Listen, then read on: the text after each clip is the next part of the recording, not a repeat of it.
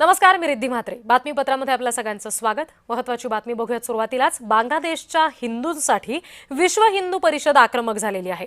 मोदी सरकार अजूनही या सगळ्या संदर्भात चिडीचूप का, असा प्रश्न सुद्धा त्यांनी उपस्थित केलाय. नवी दिल्लीमध्ये विश्व हिंदू परिषदेचे कार्यकर्ते रस्त्यावर उतरले. बांगलादेशमधील अत्याचाराचा थरार अवघ्या जगभर पसरल्याचं चित्र आहे आणि या पार्श्वभूमीवर आज दिल्लीमध्ये सुद्धा जोरदार आंदोलन पेटलं. त्याचबरोबर बांगलादेशमध्ये हिंदूंवर होत असलेल्या अत्याचाराच्या निषेधात मुंबईमध्ये सुद्धा जोरदार आंदोलन करण्यात आलंय. मुंबई बांगलादेशच्या दूतावासाबाहेर हिंदुत्ववादी संघटनांनी आक्रमक पवित्रा घेतला असं चित्र पाहायला मिळालं. आंदोलकांनी घोषणाबाजी केली. हिंदूंवरील अत्याचार निषेध करत दोषींवर कठोर कारवाई करा अशी मागणी सुद्धा केली. या आंदोलनामुळे परिसरामध्ये तणावाचं वातावरण पसरलं. हिंदू संघटनांकडून आक्रमक भूमिका यावेळी घेतल्या गेल्याचं पाहायला मिळालं. या सगळ्या आंदोलनकर्त्यांनी पोलिसांनी लावलेले बॅरिकेड सुद्धा पाडले. जोरदार घोषणाबाजी केली. हातात भगवे झेंडे घेत जोरदार घोषणा या आंदोलकांनी दिल्या. मोठ्या प्रमाणावर या ठिकाणी पोलीस बंदोबस्त तैनात करण्यात आलाय. भाजपचे नेते आणि मंत्री मंगलप्रभात लोढा सध्या आपल्याशी जोडले गेलेले आहेत. त्यांच्याशी आपण या संदर्भात बोलणार आहोत.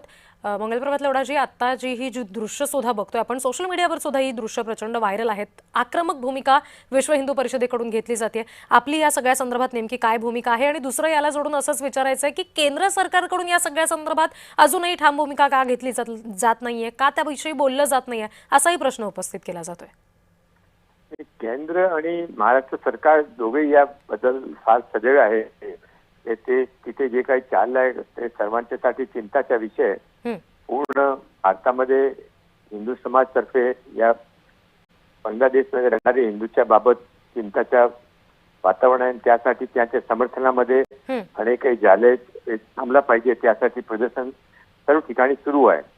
त्याच पद्धतीने आज मुंबईमध्ये विश्व हिंदू परिषदेने बजरंग दलने हा कार्यक्रम ठेवला होता, पण तिथे एक पोलीस अधिकारीने त्याने अडवला आणि ते काय झटकाझटकी पण झाली आणि त्यातून ते नंतर त्याने अरेस्ट करून आझाद मैदानवर ठेवले गेले. तर 6 तास त्यांचे आंदोलन चाललं आणि नंतर ते पोलिसने पण मान्य केला की जे काही चूक झाली असेल तर त्याने पण इन्क्वायरी करून त्यावर योग्य कारवाई करू.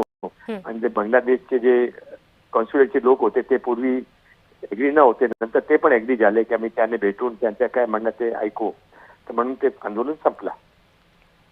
जी, मंगलप्रभात लोढाजी, धन्यवाद. आपण जय महाराष्ट्राला ही प्रतिक्रिया दिलीत यासाठी. आपण हे दृश्य बघतोय पुन्हा एकदा. बांगलादेशमधल्या हिंदूंवर होणाऱ्या अत्याचाराच्या विरोधात विश्व हिंदू परिषदेनं आक्रमक भूमिका घेतलेली आहे. नवी दिल्लीमध्ये जसे विश्व हिंदू परिषदेचे कार्यकर्ते रस्त्यावर उतरले, मुंबईमध्ये सुद्धा तीच परिस्थिती पाहायला मिळाली. आंदोलन या ठिकाणी मुंबईमध्ये सुद्धा झालं. प्रतिनिधी ज्योत्स्ना गंगणे या संदर्भात आपल्याला आणखी तपशील देतील. ज्योत्स्ना.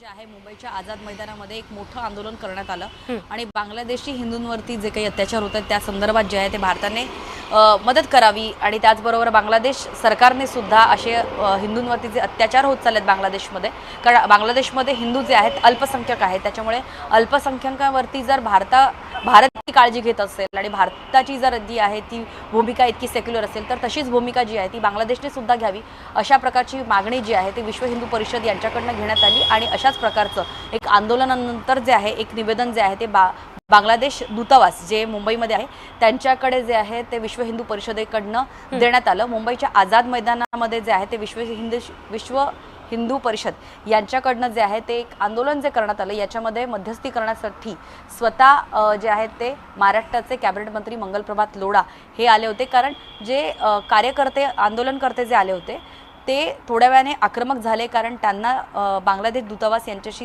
थेट संवाद साधायचा होता. मात्र मुंबई पोलिसांनी जे आहे त्यांना जी परवानगी दिली होती ती आझाद मैदानाची दिली होती आणि आझाद मैदानाच्या बाहेर येऊन ते आंदोलन करत होते. काही वेळानंतर जेव्हा आंदोलन आक्रमक झाले तेव्हा पोलिसांनी त्यांना अडवण्याचा प्रयत्न केला, त्यांची समजूत घालण्याचा प्रयत्न केला आणि त्यानंतर मात्र कॅबिनेट मंत्री मंगलप्रभात लोढा जे आहे ते स्वतः या आझाद मैदाना या ठिकाणी पोहोचले आणि विश्व हिंदू परिषदेचे जे कार्यकर्ते होते त्याच्याशी त्यांनी संवाद साधला. त्याच्यामुळे आता एकंदरीत या सगळ्या संदर्भात प्रत्यक्ष कार्यवाही काय होते राज्य सरकारकडून सुद्धा आणि केंद्र सरकारकडून सुद्धा ते पाहणंही महत्त्वाचं असेल. धन्यवाद ज्योत्स्ना या सगळ्या सविस्तर तपशिलांसाठी.